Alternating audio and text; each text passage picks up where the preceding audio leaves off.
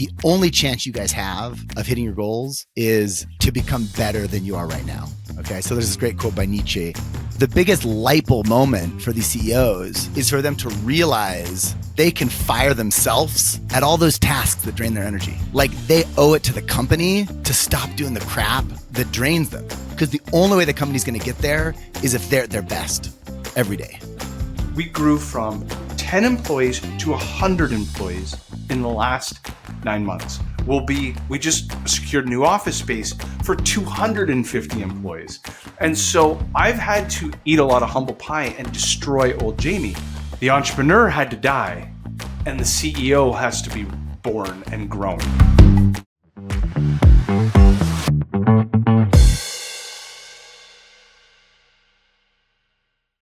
Welcome to Outsource to Profits. I have the best EOS implementer, my great friend, Adrian. Adrian, do you mind describing for the audience who you are, what you do, and how you serve the world? Yeah, absolutely. My name's Adrian Dayton. I built and sold a SaaS company a few years ago that I spent 10 years building. It's called Clearview Social. One of the coolest things I've ever done in my life. Since then, I found a new passion, and that is helping entrepreneurs scale their businesses.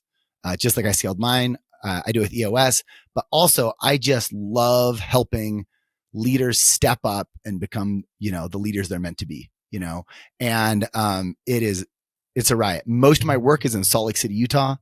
When I was building my SaaS company, I traveled all over the world. I spoke all over the world. And now I just love to have dinner at home with my family every night. So, that's wealth for me now. So. And you have an amazing family. I've slept at your house 2 years in a row for a bit of an EOS event and a ski trip. And later you have to tell everybody about Infinity Springs. Absolutely. Love it.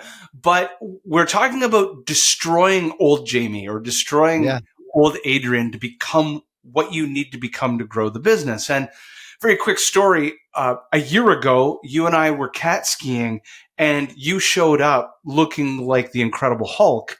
And everybody was like, what happened to old skinny Adrian? Yeah. And the same sort of thing I was just talking about offline, I've had to do. We grew from 10 employees to 100 employees in the last 9 months. We just secured new office space for 250 employees. And so I've had to eat a lot of humble pie and destroy old Jamie, who was and this is what we were talking about. So this is going to be around the first question. The entrepreneur had to die, and the CEO has to be born and grown. Yeah. So can you describe for the audience, you walk in to the boardroom with a founder and entrepreneur. Mm-hmm. How do you help them self-analyze and discover that light bulb moment? You, my friend, have been a cowboy. We got from 0 to 1 because of you. And we're not going to get to your 3-year goals, your 10-year vision. Despite you, it's not going to happen. Yeah. Well, look, entrepreneurs generally have a pretty high self-esteem. And so when I walk in to meet with a new team, the first thing I say to them is the only chance you guys have of hitting your goals is to become better than you are right now. Okay. So there's this great quote by Nietzsche, that a snake that doesn't shed its skin dies, right? Like we need to be reborn to survive as entrepreneurs, right? And we have to do it over and over again. And so, and you kind of teed up well, this whole cowboy idea, most entrepreneurs are successful because they're great at doing everything the business sends their way, right? Like whatever the problem is, they're going to solve it, right? I was thinking of the song, if you got a problem, you all solve it, right? No, but so they get this mindset and they get this complex of like, I solve the problems. And literally, one thing is pattern recognition. Having worked with about 50 companies now, I see this pattern over and over again, is this cowboy that doesn't want to let go of all these things he's always had his hands in, or she's always had her hands in, and it's this realization that they need to change the way they work and say no to all the things they're not great at and strategize. So most of their time, right? Like 80% of their time is spent on, these high, the high efficiency, high effective work. Does that make sense? 100%. And there's a great book I listened to about a year ago, and I think it's called Heck Yes or Hey Yes or something like that, where basically, and he's a very successful 9-figure entrepreneur. And what he's described is he says no to 80% of every ask of him, but it's the 20% of the yeses that yield 80% of the impact. And he goes through this checklist, and each chapter is like a topic of you either say hell yes to a thing, right, or the answer automatically is a no. So now let's go to phase 2. And if you now let's kind of go from 30,000 feet down. We're dipping into the clouds. And how are you convincing that founder of change management? How are you helping them self-recognize what are some of the tools to change the mindset? Yeah. So there's a great tool in EOS called the Delegate and Elevate tool. This 4 quadrants. In the top left is what is the work that you love that you're great at, right? And then the bottom right quadrant is the stuff you hate that you're bad at, right? And then in between there's things, right, that you're good at but that drains you. And so the biggest light bulb moment for these CEOs is for them to realize that they can fire themselves at all those tasks that drain their energy, right? Like they owe it to the company to stop doing the crap that drains them. Because the only way the company's going to get there is if they're at their best every day, you know? And it's interesting. I had one CEO for 10 years. He'd run his company. He'd run the finances for his company, and he hated the finances, and he wasn't very good at it. And he didn't want to be strategic about the finances because he hated it, but he wouldn't give it up because he's like, but if I don't do that, then what am I doing at this job? You know? And it's like this mindset shift of like, dude, you're the boss. Let go of all that crap that doesn't serve you anymore. Find other people that would love to do it and do it great. And then you can just focus on the things you're really good at. And so I think strategy, right? Like everyone thinks strategy is saying yes to more things, right? But what it's really doing is picking 1 or 2 things that we're going to go all in on and just say no to everything else. Yeah. And yeah, I mean, it's a shift, but it's addictive. Once they get a taste of it, I think any CEO, they just love it. They love it when they can start to do the things they're very best at, and their quality of life gets so much better. I mean, so many CEOs that hire me, they're not happy. They're frustrated in their work. They're overworked. Their family never sees them. And it's like for them to get the business they want and the life they want, they've got to level up. So there's a book called The Challenger Sale where you had to do an assessment of the archetypes of a seller. And everyone, when they do the assessment, is dreaming that they come out of the archetype, the challenger. That's the point of the book. Ironically, I remember when I did it in 2011, I met Matt Dixon. I went through it. I was the hard worker. I grew up a farm kid. I grew up the kid that could shovel more ditches per hour than anybody else. And so I've self-discovered just recently, and it comes with building something of scale that I've had to shed the snakeskin multiple times. I've come to realize that I feel uncomfortable when I'm not digging ditches because I've done it for so long. I don't know if there's a better, smarter way, in the sense that like I literally judge my value by how many hours I work, not that I'm working better or smarter. Yeah. Can you now describe, you've been working with dozens and dozens of customers. Can you tell 2 stories, juxtaposing stories? Yeah. Don't have to name names. Story number 1, a founder that transformed to a CEO and what it did for he or she. And the opposite of it. The founder that couldn't get out of their way, no matter what you told them or all the tools you gave them, and what was the detrimental impact of doing so? So give people a glimpse into a Christmas they don't want to have. So a couple of things came to my mind. So I worked with what made me fall in love with coaching entrepreneurs was I volunteered as a coach for the EO Accelerator, entrepreneur organization, great organization. And over about 2.5 years, I worked with about 24 companies. And I was trying to get all of them from $250,000 a year to $1 million a year. And about half of them made the leap.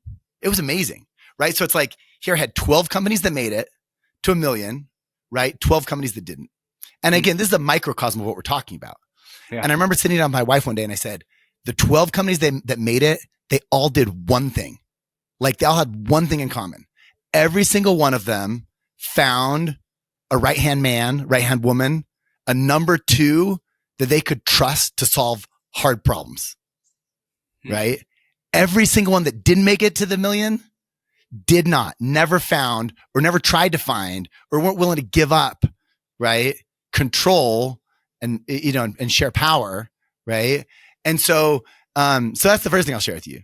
Second thing I'll share with you is, and this is, you know, where I learned the lesson. When I was building my software company, I had to report to a board once a quarter. It's freaking stressful. You know what it's like, right? You have to go show them everything.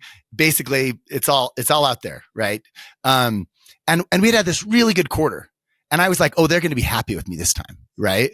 And I present all the numbers to the board, our best quarter ever. And they're like, dude, you just got to grow faster. And I'm like, and so look, and I looked at them and I said, you know what? I'm like, great. You know, I think I can work harder. Like I can do more. And they're like, stop. The answer can never be you working harder because you're just one person. Yeah. And we're trying to build a scalable business.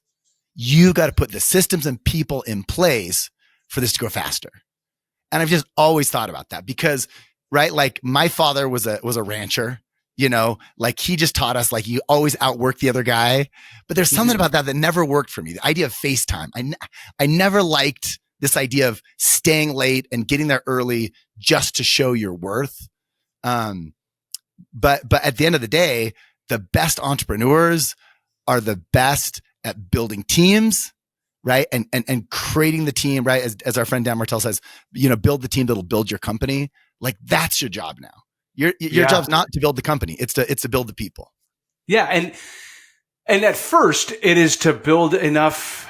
There's this concept, I call it feed the mother, starve the baby, feed the mother. Like at first from 0 to 1, you have to create enough runway. And this is the superpower of the entrepreneur, to create enough runway that the business, the rocket ship leaves the ground. Yes. If you ever seen a plane take off from Toronto Airport to Salt Lake, 40% of the fuel burned is on takeoff. Yeah. The remaining 60% of the fuel is to get from Toronto to Utah. So that 0 to 1, and I as you're talking, I'm picturing myself like I got this thing off the ground. It has momentum.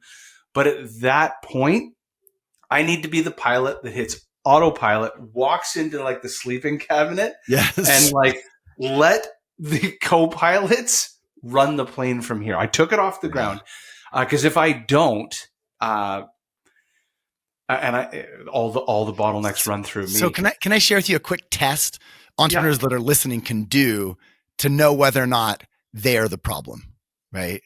And it's a very simple test, and that is how many days could you be completely absent from your business with no noticeable drop off? I've been trying this. Okay. It's like, is it measured in hours or days? Right. Yeah, look, and I just talked to an entrepreneur last week, and he had this whole new sales strategy. He's like, what if I go get all these salespeople in these different chambers of commerce, and what do you think about that sales strategy to grow? And I stopped and I said, tell me this. And his executive assistant's on the line. How long could you go right now if you weren't in the business? And his assistant's like, nothing would happen in the business without you, you know? Yeah. And I said, you got to fix that first, right? You got to fix that before anything else. Anyway, so. No, this is great because this is, you know, to give some vulnerability, a couple of days ago, my own sales team and customer success team came to me, pulled me aside. We have a daily stand up. Yeah. And afterwards said, what you've done to this business is incredible. But you know how you had this plan to move from founder-led sales to sales-led sales? And that plan was like, say, 6 months. We need you to make it in 2 because you're showing up to meetings and the amount of context switching, like your calendar is 50,000 meetings a day and you're not able to bring your best self. And we can take this. Like we need to take sales off your plate. Yeah. I know you love it. but it has to happen because, you're the problem. And it's great that I had a team that was willing to pull me aside and have that honest conversation. Yeah. Well, bottleneck's always at the top, right? 100%. Well, this has been fantastic. Adrian, how do people get a hold of you and kind of talk as you wrap up, like your ideal type of customer you help in the Salt Lake area? Yeah, look, I mean, I work locally because I don't want to travel for work. So I'm really looking for the frustrated leader or entrepreneur that has a great opportunity. They know they can scale. They just need to build the right operations and get organized, right? So like, I love working with visionary founders that don't have a great strength in operations, because that's where EOS can just help them absolutely crush it.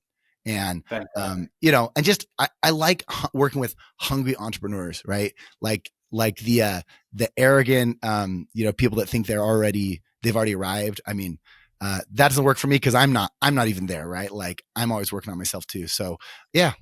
So if they want to find me, it's Adrian Dayton on Instagram or Facebook, and love to chat with anybody. And are your working sessions in your backyard at an Infinity Springs? I'm actually in my session space. So I've got these huge, like, floor to ceiling whiteboards in this room. So I bring teams in here and we get busy. But Infinity Springs, it's my passion project, the backyard I've dreamed about for decades. So pool, hot tub, 8-person sauna, cold plunge. And I have a sauna squad once a week, inspired by our friend Mike. And it's been phenomenal. So that's incredible. Yeah. So you gotta come again next spring after Baldface. So we'll get you out here. Yeah, will do. Fantastic. Well, thanks for coming on Outsource to Profits. Oh, thanks for having me. Thanks.